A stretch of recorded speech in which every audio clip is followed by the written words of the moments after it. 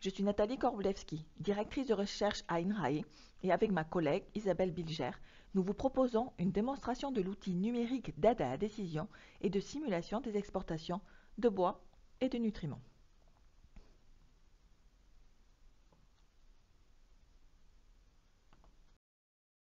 Cet outil est issu d'un travail collectif entre des chercheurs et des acteurs de la filière.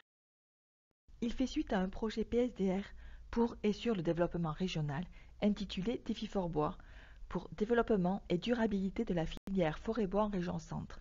Il est donc focalisé sur la région Centre-Val de Loire et s'est déroulé de 2016 à 2021.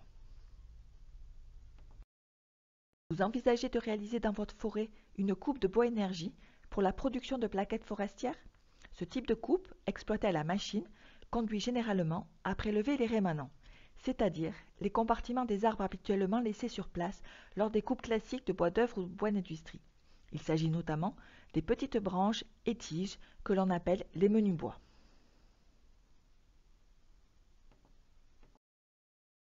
Vous vous interrogez donc sur la possibilité de faire une telle coupe de bois énergie tout en préservant la qualité de votre sol et des habitats de la biodiversité? Nous avons conçu un outil numérique pour vous y aider. Cette application est utilisable sur différents supports, ordinateur, smartphone, tablette, mais son utilisation nécessite d'avoir une connexion Internet. L'application est conçue comme une boîte à outils et vous permet d'obtenir des recommandations adaptées à votre sol et à votre peuplement pour la gestion durable des récoltes de bois énergie des forêts en région Centre-Val de Loire. Attention, si cette application concerne bien les récoltes de bois énergie dans des peuplements feuillus, elle ne concerne pas les coupes en peuplement résineux, ni les récoltes de souches, ni les coupes situées dans une zone de protection forte vis-à-vis de la biodiversité, comme les parcs nationaux. Pour utiliser l'outil sur votre ordinateur, commencez par taper dans votre moteur de recherche l'adresse du site défifortbois-outil.fno.inrae.fr. À partir de la page d'accueil, vous avez accès à 3 modules en cliquant soit sous l'image, soit au niveau de la barre en dessous. Le premier module, nommé Recommandations, permet d'obtenir des recommandations générales. Le second module est un calculateur et permet d'estimer le volume d'un arbre type et son contenu en éléments nutritifs, appelés aussi nutriments. Le troisième module, qui est le plus complet, est le diagnostic. Il vous permettra de raisonner la coupe à partir d'estimations de volume exportable sans perte de fertilité. Commençons par le premier module. Ce module regroupe les connaissances et les recommandations actuelles issues des guides et des projets réalisés à l'échelle nationale et régionale. Sont notamment pris en compte les critères de sensibilité vis-à-vis de la perte de fertilité, l'érosion, le tassement des sols et le statut de protection de la biodiversité. Ces critères ont été hiérarchisés pour la région Centre-Val de Loire. Au lieu de passer en revue toutes les pages des guides, vous allez pouvoir, en répondant à une série de questions, avoir pour votre site le niveau de sensibilité du sol et les recommandations associées. La première question concerne la texture du sol, la texture dominante dans la couche 0,10 cm, avec 3 catégories, argileuse, sableuse ou autre. Je choisis argileuse. Pour vous aider, vous pouvez cliquer sur la point d'interrogation à droite qui vous donnera des informations sur les types de catégories et des critères pour vous aider à l'identifier sur le terrain. Ensuite, vous pouvez passer à la deuxième question qui concerne le niveau de la pente. Là aussi, vous avez des possibilités et le point d'interrogation pour plus de détails. La troisième question, ici, concerne le statut de biodiversité. Vous avez jusqu'à 4 questions selon la réponse aux questions précédentes. Maintenant, vous avez terminé, vous pouvez cliquer sur « Voir les résultats ». Voici la feuille de résultats. Elle se présente en plusieurs parties. D'abord, le rappel des éléments saisis à l'instant. Ensuite, les résultats de la sensibilité de votre sol pour chacun des critères. Sensibilité à la fertilité chimique, à l'érosion et le niveau de statut de protection vis-à-vis de la biodiversité. Enfin, la recommandation pour votre sol sur l'exportation des menus bois. Ici, le texte est écrit en vert et il est indiqué que l'exportation est envisageable. Vous avez d'autres mentions et d'autres couleurs selon le niveau de la recommandation. Pour en savoir plus et pour avoir l'ensemble des recommandations générales qui s'appliquent aux exportations de menu bois, vous pouvez cliquer sur une de ces parties.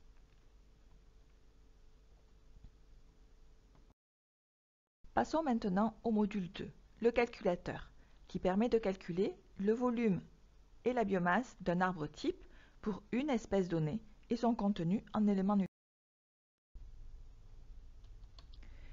Commencez par saisir l'espèce. À noter que les champs avec des étoiles sont des champs obligatoires.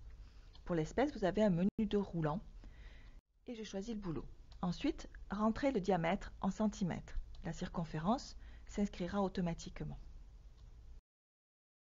Vous avez la possibilité de demander les calculs à l'échelle de l'hectare, ce qui revient à considérer un peuplement qui serait composé uniquement de tiges de l'arbre type. Inscrivez soit la surface terrière, soit le nombre de tiges, automatiquement l'autre valeur sera calculée. Enfin, si vous voulez des informations complémentaires, cliquez sur « Informations » sur ce module. Cette aide vous permet de mieux connaître l'origine des données et des modèles utilisés. Surtout, elle vous informe du domaine de validité de ces modèles par espèce. Nous avons bloqué volontairement au-delà des limites de validité ce module afin de prévenir les résultats erronés. Maintenant, vous pouvez cliquer sur « Calculer » pour voir vos résultats. La feuille de résultats vous présente en haut un récapitulatif des informations saisies et les premiers résultats, à savoir le volume et la biomasse de votre arbre type. L'ensemble de la biomasse de bois présente dans un arbre a été séparé en 3 compartiments de taille de bois. Ces 3 compartiments correspondent au bois de diamètre 0,4 cm en beige, 4,7 cm en orange et supérieur à 7 cm en marron. Le terme de menu bois désigne les compartiments 0,4 et 4,7 cm. On sait que ces différents compartiments n'ont pas la même teneur en éléments nutritifs. C'est pourquoi il est important de les distinguer. Le graphique de gauche vous montre la répartition en pourcentage de ces 3 compartiments de bois dans le volume de l'arbre. On voit dans cet exemple que les menus bois représentent environ 30% de la biomasse totale de l'arbre. Le graphique à droite représente le contenu en nutriments d'un arbre également. Chaque barre représente un élément nutritif. Ici, vous avez l'azote N, le potassium K, le magnésium Mg et le phosphore P. Les tableaux dessous indiquent les mêmes résultats, soit pour un arbre, soit pour un hectare. Dans ce cas, il s'agit d'une simple multiplication des valeurs de cet arbre moyen par le nombre de tiges à l'hectare. Passons maintenant au module 3. Ce module diagnostic va vous aider à raisonner la coupe en estimant les volumes coupés ainsi que les exportations d'éléments minéraux. Ces niveaux d'exportation sont comparés au stock du sol pour donner un niveau de risque de perte de fertilité.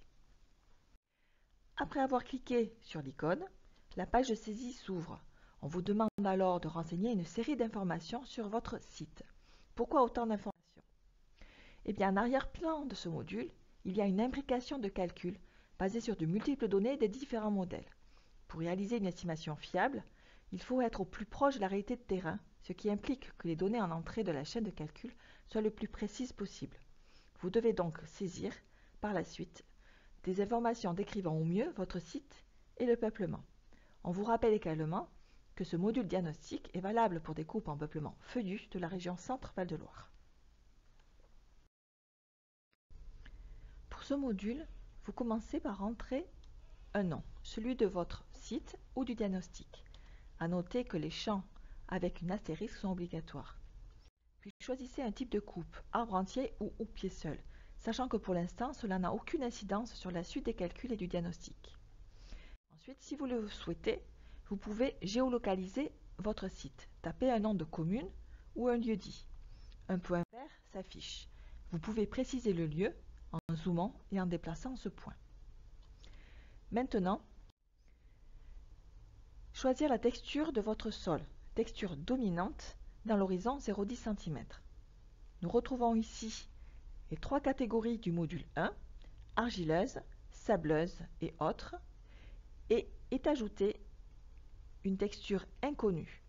Dans ce cas, l'outil pourra calculer la biomasse de bois et les nutriments exportés, mais le diagnostic vis-à-vis de la sensibilité du sol sera impossible.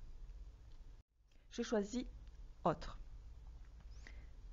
Passez maintenant aux mesures dendrométriques de votre peuplement. En commençant par préciser la mesure réalisée sur les arbres. Soit vous mesurez vos arbres en circonférence, soit en diamètre. Je choisis ici le diamètre. Indiquez maintenant le nombre d'espèces principales. Il s'agit des espèces les plus représentées dans la biomasse totale à exploiter. Vous pouvez renseigner de 1 à 3 espèces, sachant que chacune doit représenter au moins 15% du total. Les espèces qui ne sont pas majeures sont nommées espèces mineures ou autres espèces. Dans notre exemple, je n'ai qu'une espèce majeure. Maintenant, nous allons remplir les informations concernant le peuplement. L'objectif de ce relevé est de connaître le nombre de tiges à l'hectare et leur diamètre moyen par essence majeure et par catégorie de grosseur de tige. Pour cela, sur une zone représentative de la parcelle, c'est-à-dire représentative en essence, diamètre, densité et taux de prélèvement envisagé, ou sur plusieurs zones en cas de parcelles hétérogènes ou très grandes. Vous devez délimiter une placette de 100 m², soit un carré de côté 10 mètres. Inventoriez toutes les tiges, qu'elles soient vivantes ou mortes, grandes ou petites. En effet, tous les brins de plus d'1 cm doivent être inventoriés. Comptez et mesurez les brins à une hauteur de 1,30 m pour chaque essence majeure. Et pour les espèces autres, comptez seulement le nombre de tiges, pas besoin de les mesurer. Ce relevé vous permet d'obtenir des informations dendrométriques pour chaque espèce majeure et pour le groupe autres espèces par catégorie de grosseur de tige, et ainsi vous pouvez remplir ce type de tableau qui vous servira à la saisie. Remplissons maintenant ensemble ces données dendrométriques sur le fichier de saisie, à commencer par la première espèce majeure. Dans mon exemple, je n'en ai qu'une et je choisis le tremble. Remplir maintenant le diamètre moyen et le nombre de tiges par hectare pour chaque catégorie de grosseur de tige. Notez qu'il s'agit du diamètre en centimètres et du nombre de tiges par hectare. Vous avez à remplir ces informations pour la catégorie 1, la 2 et la 3. Là, nous venons de faire pour la première espèce principale, et comme j'en ai qu'une, je vais pouvoir passer directement à autre espèce. Si vous en avez plusieurs, vous devez remplir le même type de données pour la deuxième, voire la troisième espèce principale. En ce qui concerne les autres espèces, seulement le nombre de tiges est à remplir, mais de même pour la première, deuxième et troisième catégorie. Voilà, votre travail est terminé. Il ne vous reste plus qu'à cliquer sur « Voir les résultats ». Votre feuille de résultats peut être présentée sous forme d'un tableau comme ici, ou d'un graphique, soit par compartiment de bois, soit par essence. Ce dernier est intéressant lorsqu'on a 2 ou 3 espèces majeures. Dans mon exemple, je n'avais qu'une espèce, le tremble. Et comme les essences mineures sont ajoutées à l'espèce principale, ce n'est pas une représentation intéressante. Mais pour vous montrer ce que ça peut donner, je vous montre un exemple avec 2 espèces principales, le tremble et le chêne.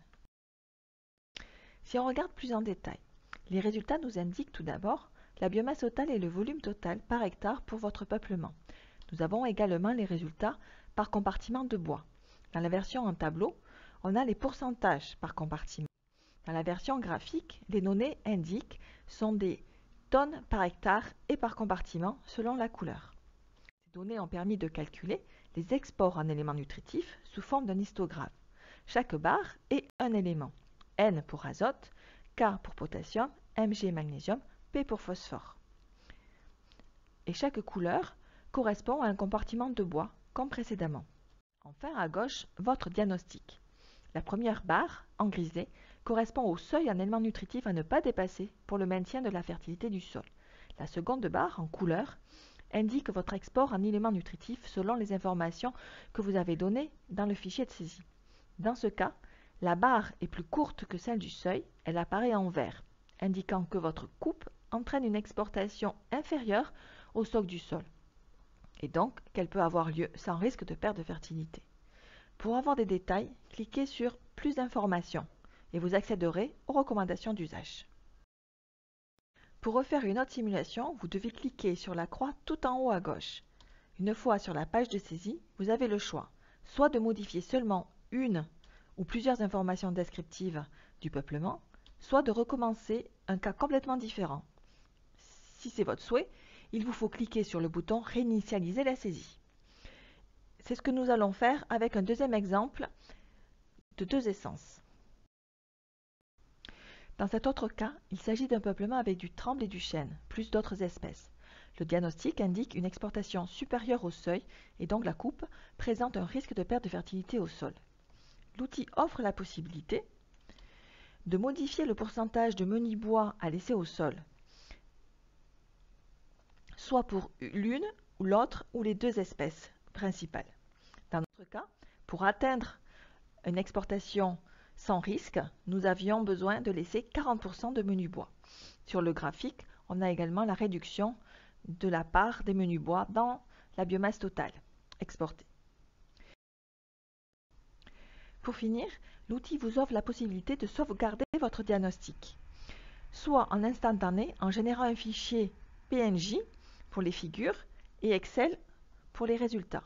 Le tableau de résultats ainsi formé vous indique les données saisies et les données chiffrées d'exportation.